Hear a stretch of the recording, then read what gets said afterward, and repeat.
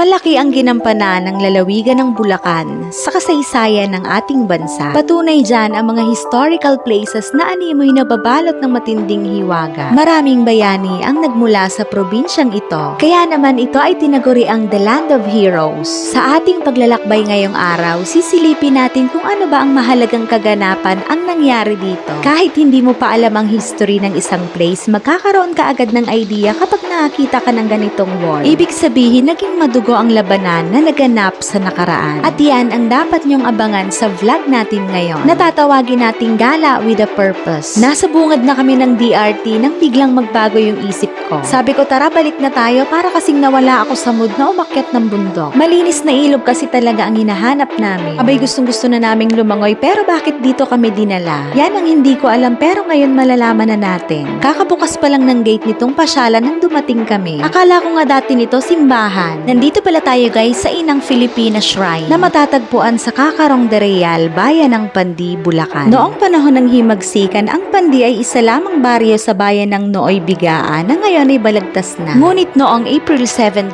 1946, ito ay formal lang hiniwalay at nagkaroon ng kalayaan na maging isang ganap na bayan na itinuturing ngayon na the youngest town in Bulacan. Ibinahagi ko muna ang brief history ng Pandi dahil nalito din ako nung nabasa ko to. Nakasulat kasi dyan na ang lugar na ito ay sakop ng bayan ng Bigaa, which is ang bayan nga ng Balagtas ngayon. Okay, simulan na natin ang kwento ng isa sa pinakamadugong labanan sa pagitan ng mga revolusyonaryo at mga Espanyol noong panahon ng himagsikan na pinamagatang The Battle of the Kakarong de Sili. Literal na putukan ang pagsalubong sa araw ng bagong taon ng 1897 ng lugar na ito. Pero bago pa salakayin at buwagin ng mga Espanyol ang kutang ito ng mga katipunero, ito ay masasabing malasyudad na dahil meron ng mga kakalsadahan at mga kabahayan. Meron na ring independent police force, pabrika ng mga armas, repair shops ng rifles and cartridges, at may sarili ding bandang musikong bumbong. Meron na din silang sariling pamahalaan, konstitusyon at mga opisyales na kung saan si Canuto Villanueva ang pangulo ng republikang ito at si Don Eusebio Roque naman o mas kilala sa tawag na Maestrong Sebio ang punong general ng mga katipunero. At sa pamumuno nila, buong lakas at tapang nilang pinangunahan ang 6,000 katipunero na galing pa sa iba't ibang bayan ng Bulacan laban sa 600 Espanyol na kasadores sa pamumuno naman ni Major Jose Olaguer Feliu. At kinubkub na nga ng mga Espanyol ang kutang ito na itinayo ni na Maestrong Sebio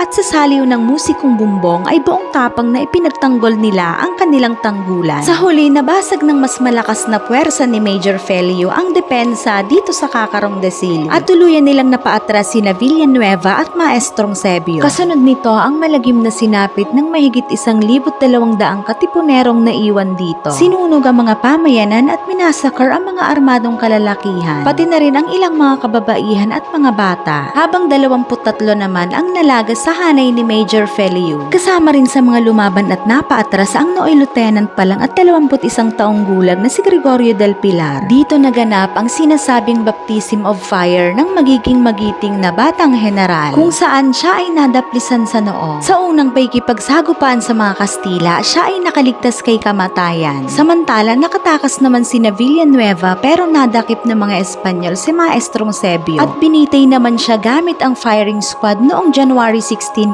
1897. Si General Emilio Aguinaldo naman ang kauna-unahang pangulo na umapak sa lupa ng makasaysayang pook na ito noong late 1950s. Maituturing man na di formal ang Republika ng Kakarong de Sili at bihira man itong ma-recognize ng mga historians, ito naman ay kinukonsidera bilang unang organisadong Republika ng Philippine Revolution. Mukha mang napaka-peaceful na ng lugar na ito, hindi pa rin natin dapat kalimutan na maraming nagbuwis ng buhay para lamang matamo ang kapayapaan at kalayaan na tinatamasa natin sa kasalukuyan. Yung kalayaan na inaabuso ngayon ng karamihan. Isa din palagay sa mga napansin ko yung mga malalaking puno at sa tingin ko mahigit 100 taon na ang tanda. Ito yung sana mabigyan ng pansin ng mga namamahala dito. Napansin kasi namin na halos pinamamahayan na ng mga anay yung pinakamalaking puno na to. Siguro kung nakakapagsalita lang to, sasabihin ito na, hoy, isave nyo naman kami. Hindi kami tulad nyong mga tao na kapag kinagat ng langgam o insekto, pwedeng ipagpag ang sarili. Kami buong buhay namin nakatayo lang kami dito. Hindi man namin maigalaw ang mga kamay at paa, pero may malaking pakinabang sa mundo. Kung wala kami, baka wala na rin kayo. Isa pa, kami na lang ang mga natitirang buhay na saksi dyan sa inaalala nyong kasaysayan. Mahalaga sila pero mahalaga din naman kami. Yun lang ulit ang gusto kong i-share. Bye-bye!